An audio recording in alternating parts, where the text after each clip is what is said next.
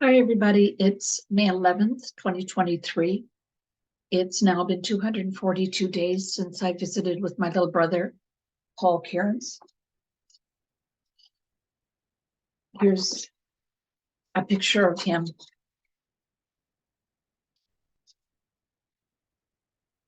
Reclining in the lazy boy right there that I got for him, watching a movie and enjoying himself. So today is a Thursday, and by agreement with his group home administrators, Large, and the government of BC, I had a visit scheduled with him every Thursday from 4 till 5:15, and every Saturday from 2 p.m. till 7 p.m. So I should be visiting with him today, but I won't be. My in-person visits with him have been completely terminated by the lawyer for Large. Her name is Tara Britnell, and Paul doesn't have a lawyer, and I don't have a lawyer. I appealed her decision to the Supreme Court of British Columbia, and I was not successful. And the judge said that that Large could decide who Paul could associate with. So, and that it was okay for them to terminate his visits with me. I'm the only living. There used to be 6 of us kids, and my mom living in the Lower Mainland with our spouses and children. Now the only one left is me. My mom has died. My brother Harry Kierans died. My sister Teresa Spur has died, and my other siblings have moved away.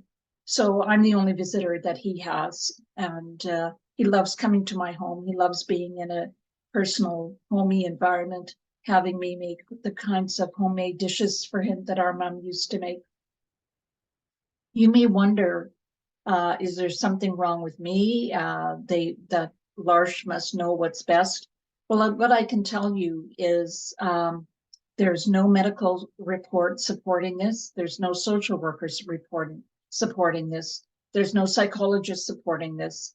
An embittered employee of Large, whose brother committed suicide, wrote a negative report about me, and that was before the judge.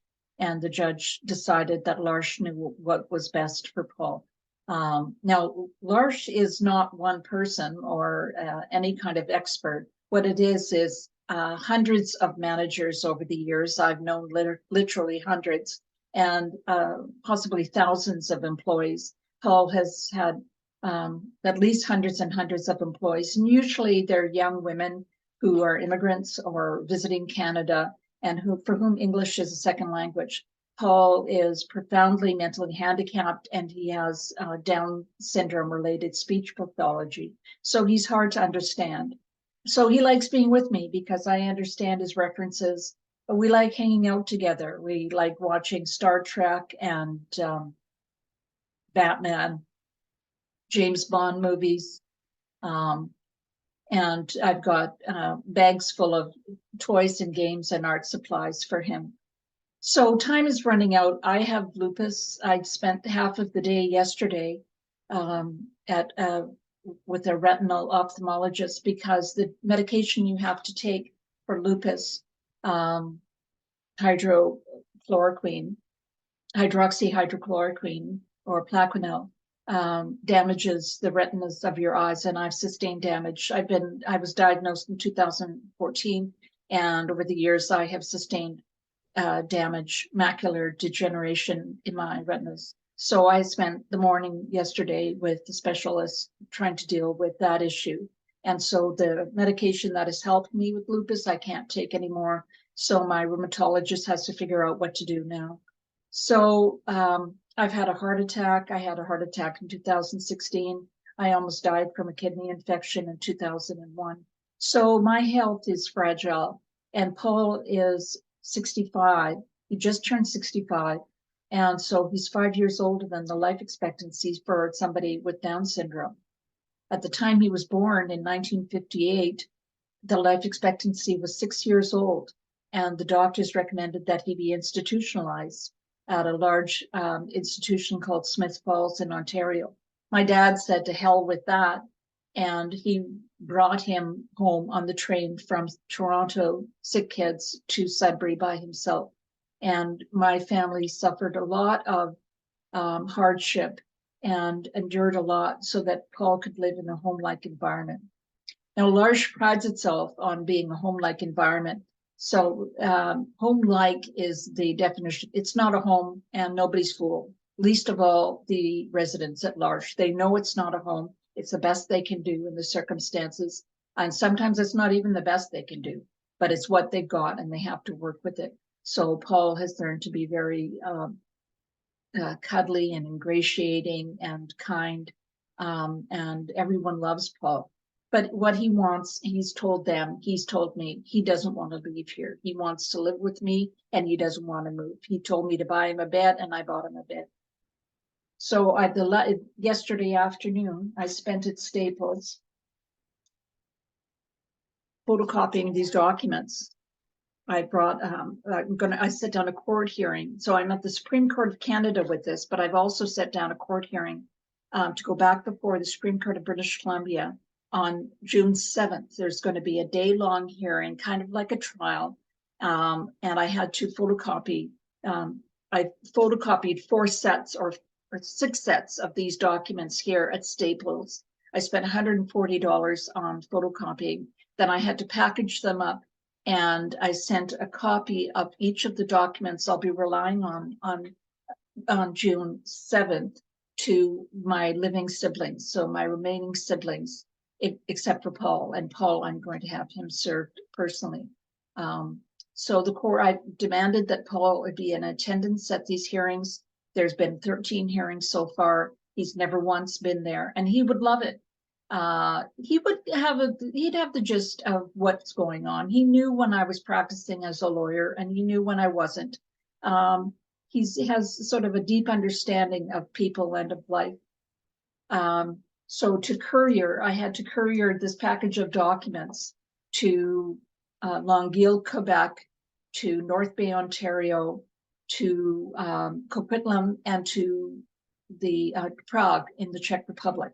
And that cost $252. So I spent $140 on copying just for these documents, not for the whole case, and $252. So that pretty much cleaned me out. I have to file the filing fee or security for filing at the Supreme Court of Canada. If I'm granted leave to appeal, is $500. So the expenses are piling up. And I'm on old age security and CPP, and I just don't have the funds to carry this by myself, and I need help. I've set up a GoFundMe account. It's the easiest thing in the world. If you want to kick in a few bucks that you can spare that you might otherwise spend on a fancy coffee, we'd really appreciate it. It's easy to do. You just click on the link in the description box for this video, and you can very easily contribute a few dollars that you might have to spare. What I ideally like to do is I would like to hire a medical doctor to provide an expert report, which has never really been done on Paul's wishes in terms of who he should be with. And that report would cost, in my estimation, about $7,500. I'm nowhere near that. But who knows, somebody might decide that this is something they take an interest in. So the other thing you can do, and I've asked you from the beginning, is please cut and paste the little email in the description box of this video and send it to bureaucrats, government bureaucrats, who with one phone call to L'Arche, one phone call, they could call L'Arche and they could say, you know how you're confining Paul Kierans against his will away from his only sister, his only visitor? Stop doing that. We're not going to pay you $25,000 a month to be locking up our citizens. Thank you so much for watching. As I said, there's 2 things you can do. One is just cut and paste the little email I put in the description box and send it off to the addressees, to the bureaucrats who can easily rectify this problem. And then cha-ching, kick in a few bucks to our GoFundMe account. Thank you so much for watching. Honey, Paul, I miss you every day. I'm going to miss you today, dear, but I'm moving heaven and earth. I am working so hard. I had to walk all the way home from Staples yesterday up the hill. I got a little bit of exercise, but I'm just working day in, day out so that we can visit again.